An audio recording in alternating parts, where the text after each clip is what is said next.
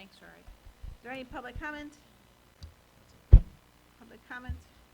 No public comment. Can I have a motion to approve the minutes from the April 20th, 2020 regular meeting? So moved. Motion by Chris Bowen, second by Mr. Lombardi. All in favor? Aye. Aye. Discussion?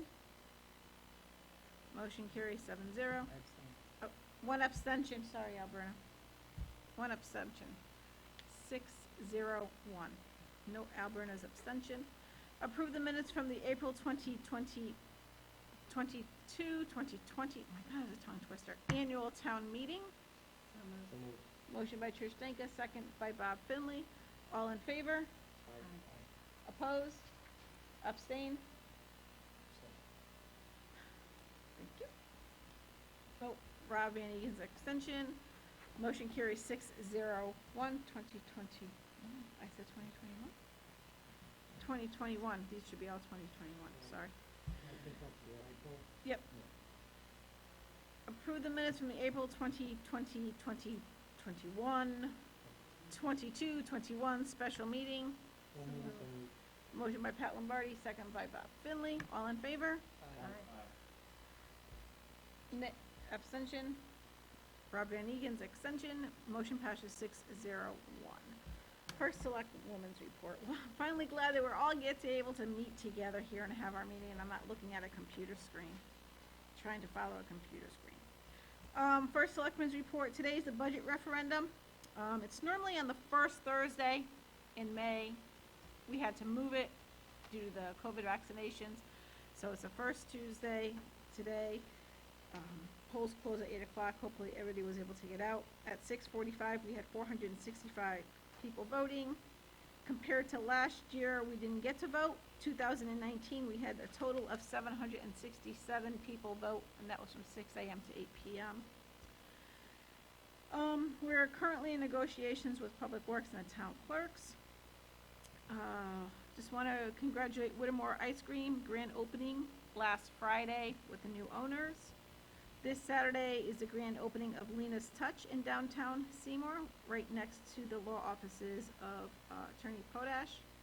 Next Friday, May 14th, is the Glass Source ribbon cutting. I met with Mike and Nicole from Celebrate Shelton. They have two businesses here in Seymour. One of them is the Hula Hoops, and the other one is the Glass Source. They were the ones in charge of Celebrate Shelton, as I said. They did the bands and the food trucks on the slab in Shelton. They are looking to help with event planning in the downtown Seymour area, or in Seymour, period.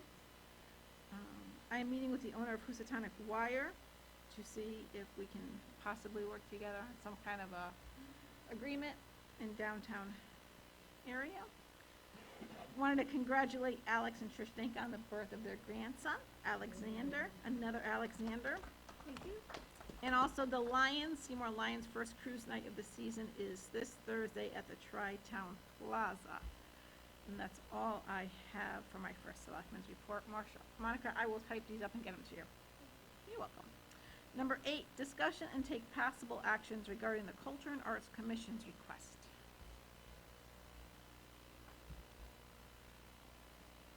Good evening, everyone. Linda Balvance, 7 Mulsick Road. I'm here tonight to represent Culture and Arts because Judy Simpson, who's our chairman, is down at the polls working today, so she couldn't be here. So I'm here to request a couple of things from permission to do, number 1, and things that we would ask the town to help us with, things that have come up over the last year and a half. Since we haven't really been doing much, we've had a lot of time to think. Mm-hmm.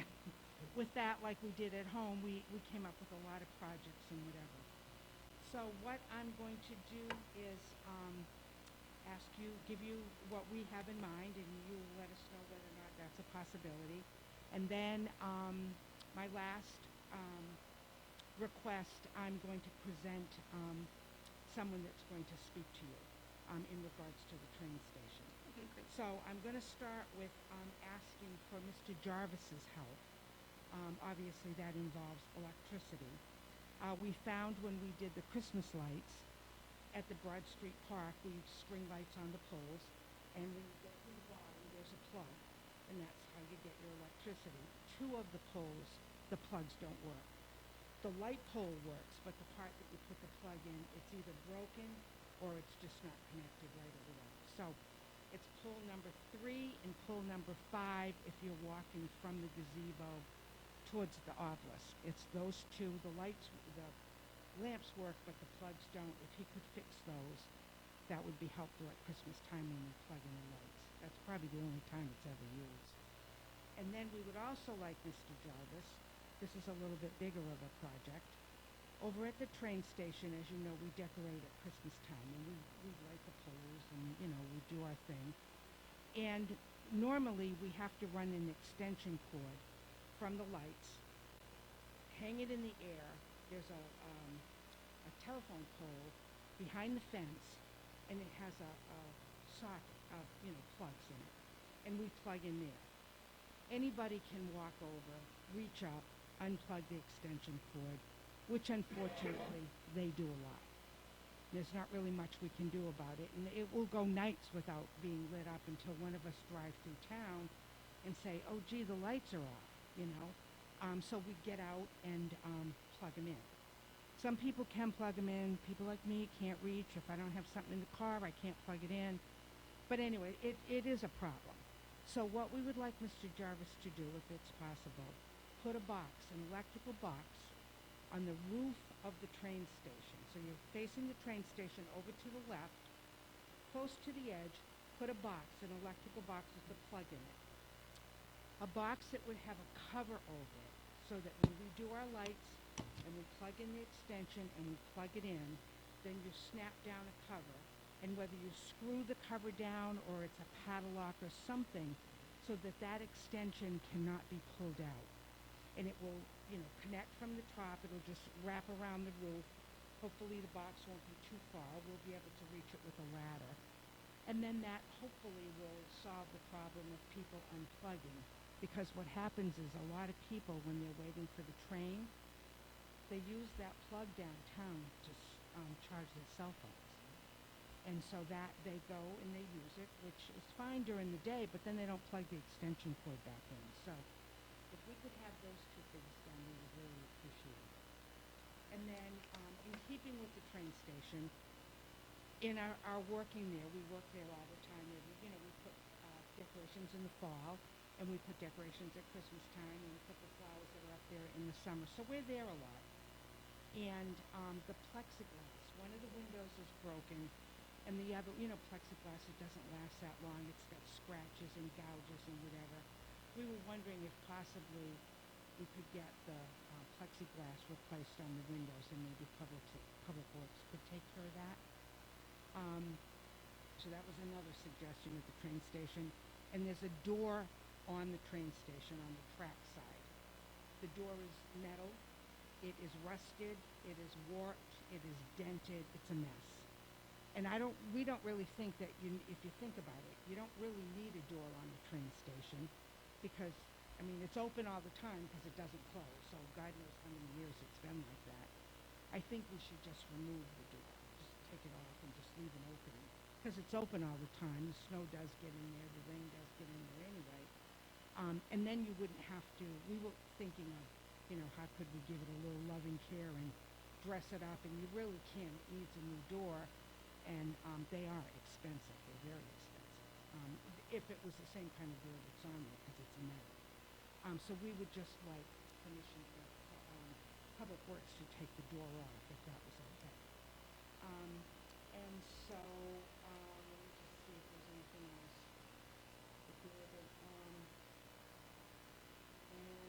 No, I guess that basically is what we're asking, you permission to work with Mr. Jarvis and maybe with Public Works with the windows.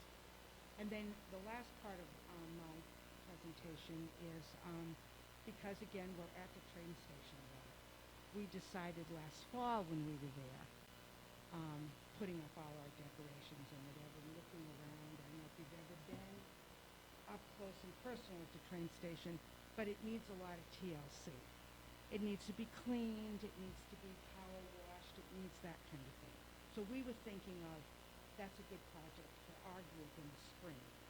And then having the winter to think about it, I thought to myself, well, maybe we work very closely with the Scouts. And Troop 11 is a troop that we do a lot of work with. So I gave a ring to one of the leaders of the troop, and I said, gee, do you have a scout that's looking to do his Eagle Scout badge? He needs to get his badge. And he needs does he need a project? I've got one for you. So he checked, he got back to me, and he said, yes, he did. That he had a scout that would be willing to take on the train station, give it a little TLC, make it look nice, and we'd kill two birds with one stone. He'd get his badge, and we'd get a cleaned up train station. So with that, I am going to present James Rich, who is the brother of Ben Rich. Now, Ben Rich is the scout who's going to get his Eagle badge. But Ben today was the first day of his new job, and he could not be here.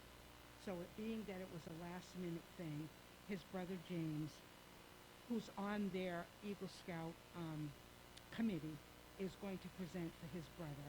Just give you a quick rundown of what they're going to do, what he's planning to do, and I think the when of when he's planning to do it. And obviously it will be done this spring, sometime I would think this spring, early summer. And then after that, if you have any questions, I could answer any questions you might have.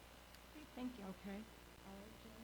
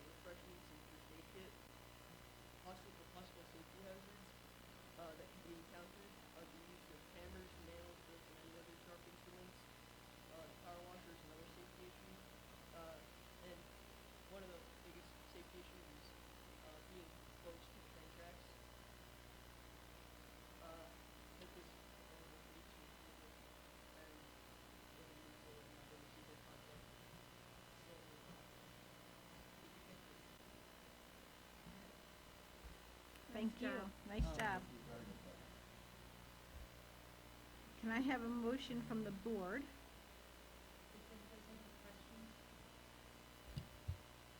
This is probably a better question for council, but how would insurance be handled on this? The gentleman did note that there were some potential safety concerns, and even though everybody's responsible, what would be the insurance ramifications if something were to happen?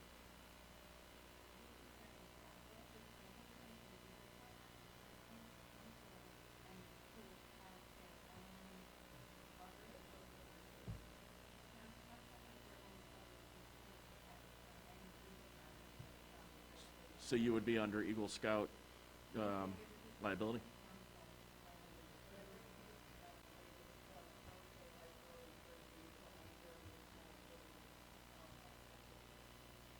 Do we have, since it's, our property, is there any kind of liability for us?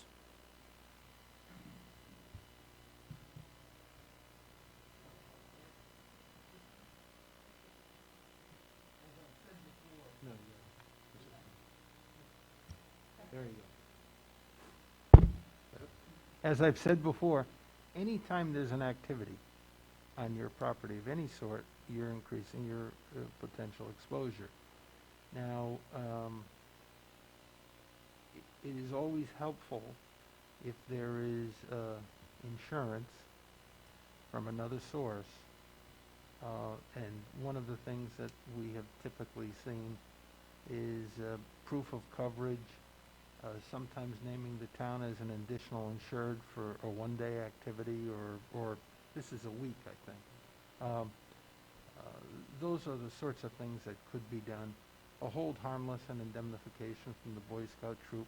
I mean, towns do these sorts of things routinely, and we're certainly happy, I'm sure, with the assistance of Rory and Tony Caserta and the others. We can coordinate this, get a hold harmless and indemnification over the troop. They could arrange through their Boy Scout council, I'm sure, to provide us proof of insurance and maybe even name the town as an additional insured. The question I have for all of you, because in all the time that I have been town council for the town of Seymour, and I've enjoyed every moment of it, I've never had one question asked of the train station. And I have done other matters in other communities dealing with train stations.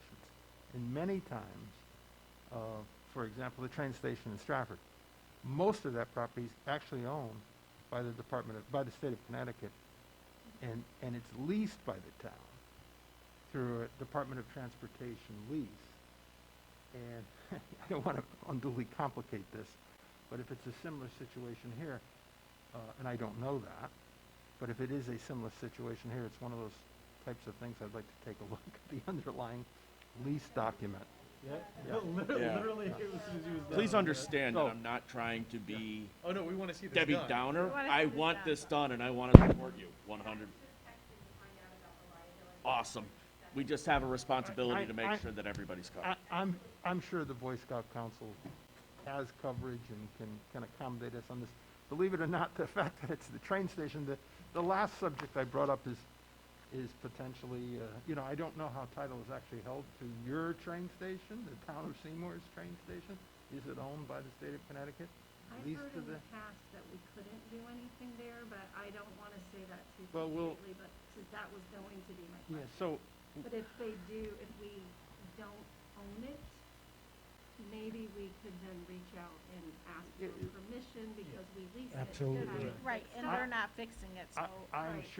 sure not just the first Selectwoman, but I'm sure working with the state delegation, you could probably get somebody's contact information at the Department of Transportation to try to help us with this.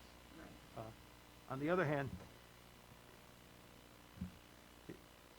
you might be the holders of a long-term lease that give you all kinds of rights to it.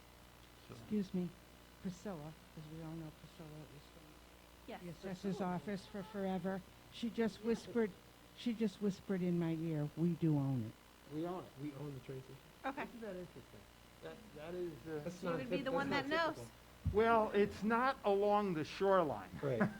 You know. Works should have been, Ah. is responsible for any maintenance of it over time, and maybe somewhere things just kind of, because, yeah.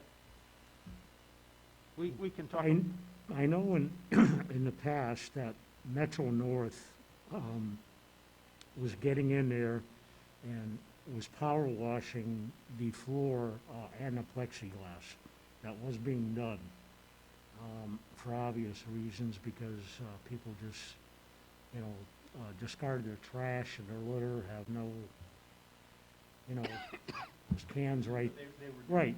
they were doing it. Whether they're still doing it or not, but I certainly think that we need to at least make them part of the process here and reach out to them. So I agree with your comments, Trish, that, you know, we need to find out who the contact is, and I certainly don't have any objection to what you presented tonight, and I would be more than jubilant to welcome those efforts. We're rusty, Oh, sorry. Thank you. Yes. I have a question I have a question for the gentleman here as we do our due diligence and reach out and make sure everything's covered. Government does not work fast, unfortunately.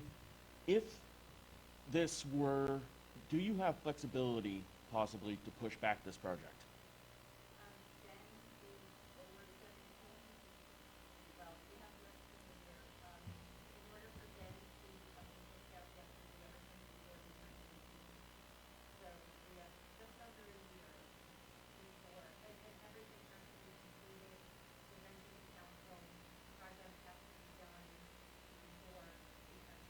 Okay, I was thinking weeks, not months. Okay. Well, we want to see them both get their badges. Yeah, I think we all recognize we need work over there to support the process, so it's just making sure we have all the ducks in a row. Well, thank you so much. Oh, Priscilla, thank you so much for your information and helping us out with that. Definitely.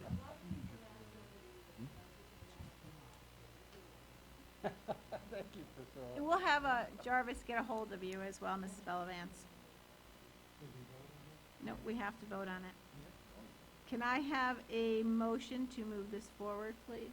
So moved. So moved by Trish, second by Pat Lombardi. All in favor? Aye. Chair votes aye, motion carries 7-0. What we will do is we'll get all the information over. As soon as we find out, we will let you know, and we hopefully can get this done rapidly. Can't wait to see it. Thank you so much. Thank you.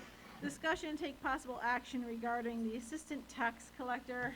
In your packet, or actually you were given today from Chris Pelosi, was the resume for the assistant tax collector that will be hired in the tax office. Chris is here to answer any questions that you might have in regards to that.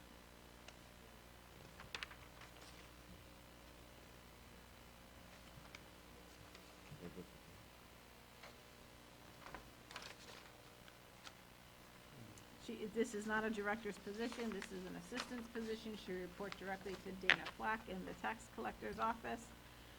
So just while you guys are reviewing everything that's in front of you, we'll give you a brief rundown of the vacancy in the department. As many of you are aware, there is a vacancy in Dana's department. We're looking to replace the assistant tax collector. The position, at the beginning of recruitment in February, we received 15 applications, 15 applications for the position. Of the 15 applications, 4 people qualified under our job description. 2 dropped out of the recruitment, 2 were interviewed, and our tax collector, Dana, identified one of the candidates as the person that she wished to fill the position, and that's what you have in front of you. Thank you, Chris. Can I have a motion possible to take action regarding the hiring of the assistant tax collector? So moved. Motion by Rob Flanagan, second by Bob Finley. All in favor? Aye. Madam Chairman, I do have one question for Chris. Does this position fall under the CCM state guidelines for certification? This position requires a high school diploma. It requires some degree of experience working in a municipal tax collection department, but there is equivalency language that allows us to consider, exceptional experience in other areas in lieu of having worked directly in a town's tax collection department. And to your point, it does require that the individual who we bring on get their Connecticut, their CCMC certification within 3 years of taking on the position. Great, Thank you. All in favor? All right. Chair votes aye, motion carried 7-0. Thank you. Item number 10, discussion take possible action regarding the building department's fee schedule. In your packet is a new fee schedule from the building department. Jim Baldwin is here to answer any questions anybody may have on this. Mr. Baldwin. Good evening, everyone.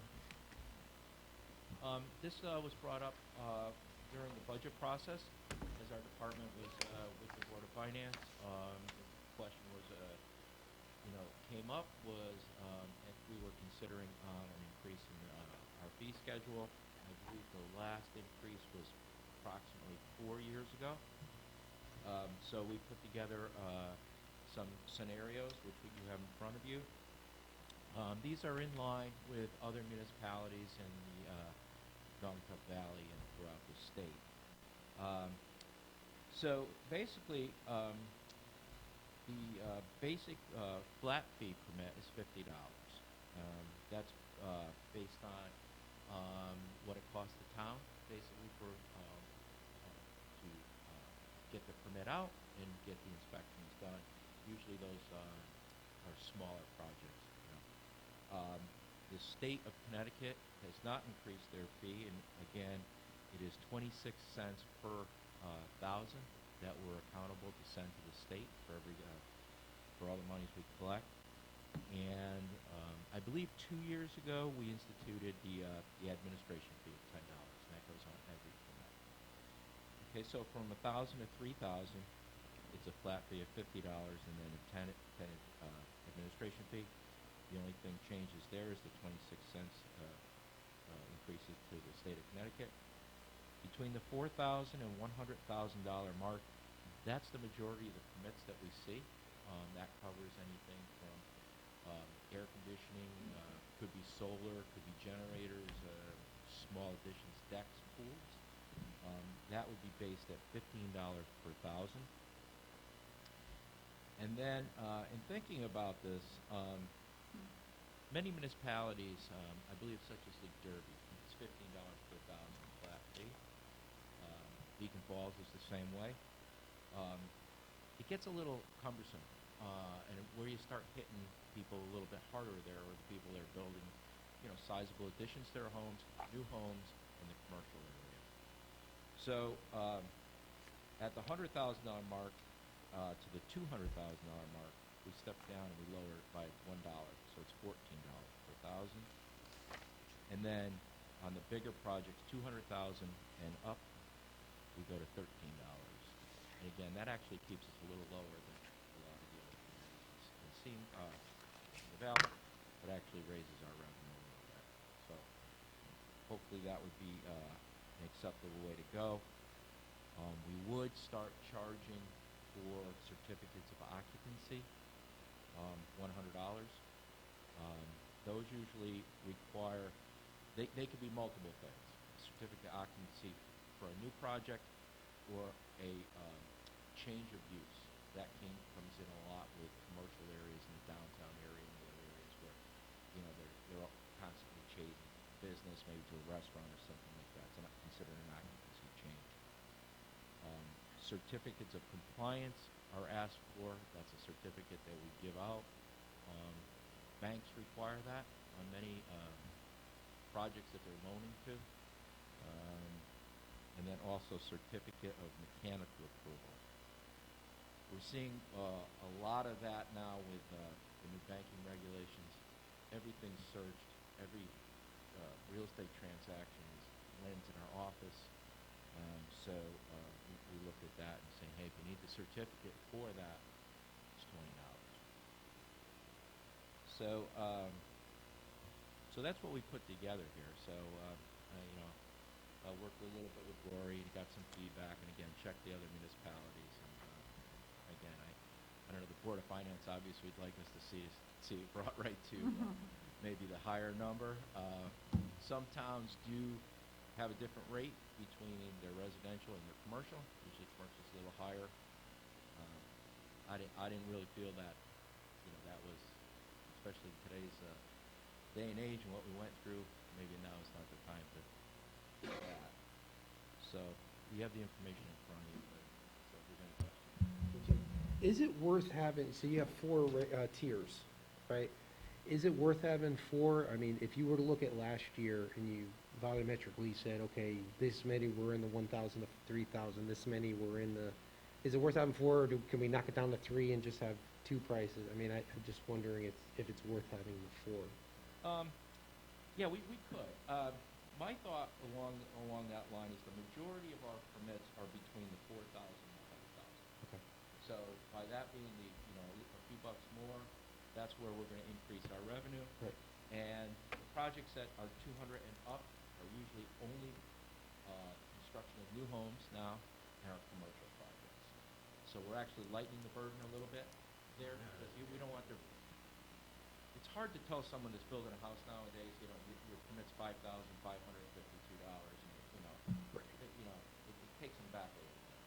So we look at how many inspections, and again, you could be doing a project for, let's say, $50,000, and my office has to respond, maybe there might be 7 or 8 inspections. You could be doing a house and the same thing. So your service rate is, what we're going out is the same. So, we also look at that, so that we're covering our costs. And the other point I want to add, and this is a question that I thought, and other municipalities are doing it. A lot of work, because of the new real estate and banking laws, a lot of people are finding themselves caught. They're trying to sell their house, and they put in their family room, or they put an addition on, or they whatever they did, and they're stuck. Now they come down and say, hey, I have to get it approved. There's no way the town of Seymour we can issue a building permit unless we issue it with today's standards. And it's really creating a whole lot of problems. And a lot of people say, oh, I didn't know I needed a permit and everything else. What do we do? Some municipalities have looked at, okay, you really didn't follow the law, so they double the fees. So, not really a big fan of that, but, if you're looking to raise revenue, if it's possible, and I would ask Rich if even that's, some towns are doing it, the state of Connecticut. I haven't looked at that. Yeah, the Office I of the haven't- Building Officials kind of frown on it, Yeah. because it's not in the building code. It just says the municipality needs, It's not in the building code. Doubling the fees isn't the Sounds basis punitive for to approval. me. it's not in the building code, but the building code just states the municipality has its right to charge fees. Right, That's all. that's right, that's Right. right. It's just a, But, Sometimes I think those things are case by case basis, whether it's, because there's gonna show, if it shows up on a title search, it's gotta be cleared. If people are always claiming bad. ignorance, didn't know. I mean, I think it's on a case by case basis, but you get someone who's abusive towards it, you wanna be able to. Jim and I have worked through some unbelievable situations involving permits that, most of them have been situations where permits were taken out, but not closed out. Yeah. On the there's back those end, too. there was never a CO issued. I mean, we've had Those it are happen. gonna show That on gets title. easier now because Yes. they did put a public act Yes, in place that helps the municipality. The ones that someone might have done something that never had anything, and now they're looking for the town to sanction it. They're really stuck on that. Takes a lot of work. So if we were to approve this fee schedule, Jim, what is the effective date? I would assume it'd be July 1. Yeah, I had a quick question. I know personally you came to my place a bunch of times. So during COVID, everybody was working and you guys were crazy. I also know that right now plywood is 4 times as much? Lumber's 200, has an increase of, last trade reference was 200%. Yeah. So plywood's $50 a sheet. So, and I understand this. Do you have any expectation that things are going to get a little slower while we're in a material crazy time, or are things pumping along just as much? Things are, I couldn't give you an answer of why, even all through COVID. Solar, generators, everything, people trying to be self-sustaining. Swimming pools, I know you can't even buy one, and they're already sold out again in 2021. So, and again, that falls in that same mark.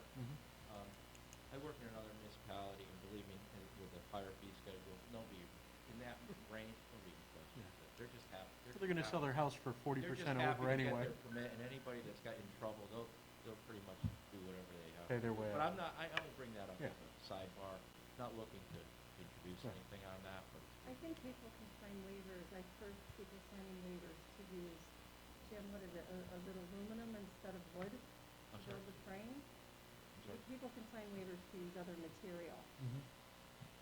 to still do the, to build every without the, material. yeah. Every material right now I is. forgot what it is, I think it's aluminum. Done Or right anything- instead of any- 2x4. You can use any material that's basically sanctioned in the building, Yeah. building code or. So it would still apply. any kind of spec. Can you give a rough, very rough guesstimate, how many projects you get per inspection in the upper two tiers, the $14, $13 per thousand tier? Well, right now in the town of Seam, for example, right now there's, I think, eight new homes under construction. We're going to, amount, I'd probably say it's probably maybe about 20% of our revenue, maybe more. But like right now, it's like 8 new homes, residential, that's really depressed right now. See, I'm just trying to get a general baseline here because the difference in a $250,000 project, just using these numbers, is $500, based on the math you gave us and based on 13 versus 15. On a $150,000 project, it is a $150 difference in the permit fee. That's not gonna break the bank, is it? On that project? No. Are you, For us, Are you saying- our revenue. Because my thinking here is that government is extremely coercive. We need to find ways to get out of people's way as much as possible and make them want to come here. So I definitely appreciate you trying to thread the needle a little bit. I just wanted to have a general idea of what that would do to our revenue, because that is something to consider, even if I'm fully in favor of this. Yeah, I mean, no matter what, our revenue's going up. It's just because our fees are going up.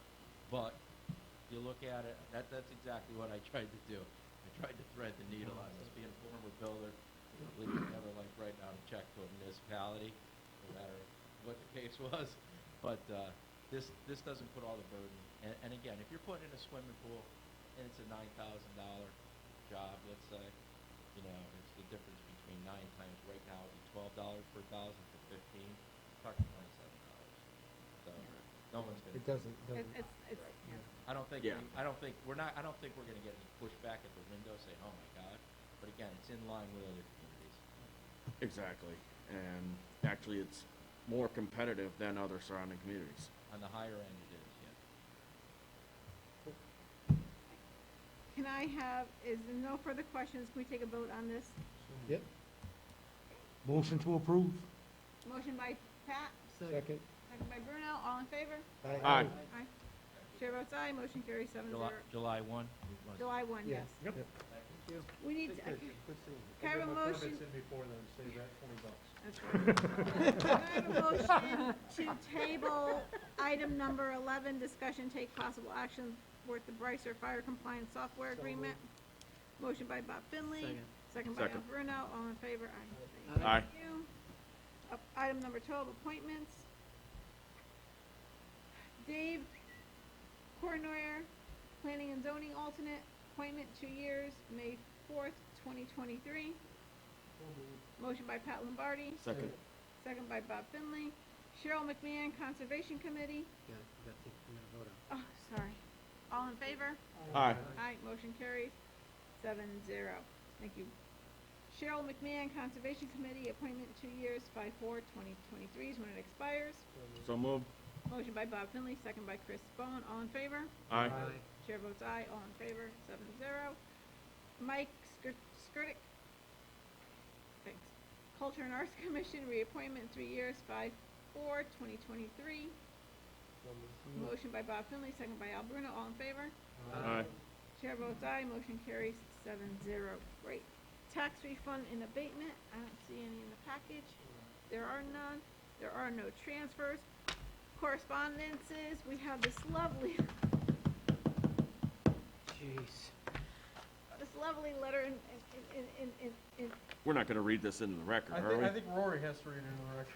we're not gonna read it. Directly. I was just about to say, if we're gonna do it, make it good. Yeah, there was a gentleman that dropped this off. You could just note it for the record. We're noting it for the We got record. video, right? In a video, yeah. Good. We got it on Noting it for camera. the record. Is it video? Okay, correspondence. Public comment? Nope. No public comment. Received the letter. Selectmen's public comment. I'm sorry, Marching, I need to get to the community center for, it's after 8 o'clock. Selectmen's public comment. We'll start with Chris Bowen. Be safe, I got nothing. Okay, sorry. Trade team, get your vaccine. Britta. Just want to congratulate Trish on becoming a grandmother. Welcome, little Yes. Alexander. I'm personally happy to see our kids outside, running around, competing in sports. Hopefully we get back to that trend of normalcy, so let's keep it up. So just echoing the sentiments here, get your vaccines and let's still be smart here. And graduation is June 18th. I'm confident that the Board of Ed, in conjunction with Public Works, will have the grounds looking great for that special event. We haven't had an outdoor graduation in 2 years. I'm sure the kids are really looking forward to it. And I know that, we can use a little work up there on the field, because I'm up there, running every once in a while. So if we can get that cleaned up, I think that would be really, thanks. Thank you, everybody, for the congratulations. It's been the best promotion I've ever had. Just a quick note, I ran into some people who didn't, I know it was publicized, but I might want to get ready because there are some people who don't realize that the referendum was moved to today, and we're planning on going on Thursday, and that includes some people who are on different boards. So I'm not surprised to turn up with a little bluff, because, yikes. But it is what it is. I think what they're doing down there on Thursdays with the vaccinations is super important.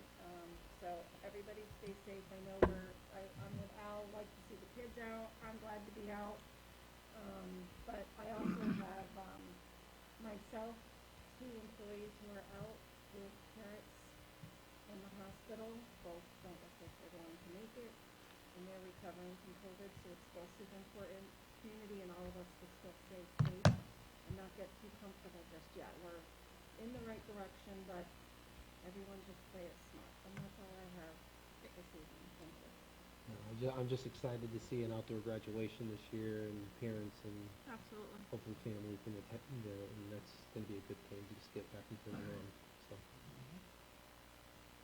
Chris, excuse me, Trish, congratulations both to you and Alex. I'm sure you'll make fine grandparents.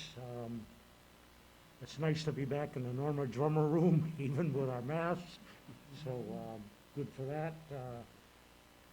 Thank you for the information on the graduation. We'll forward that and make sure things look up to snuff. Thank And you, sir. that's all I have. Thank you. That, can I have a motion? So- Motion by Trish. Seconded. Chris Bowen. I will let you all know if the budget passed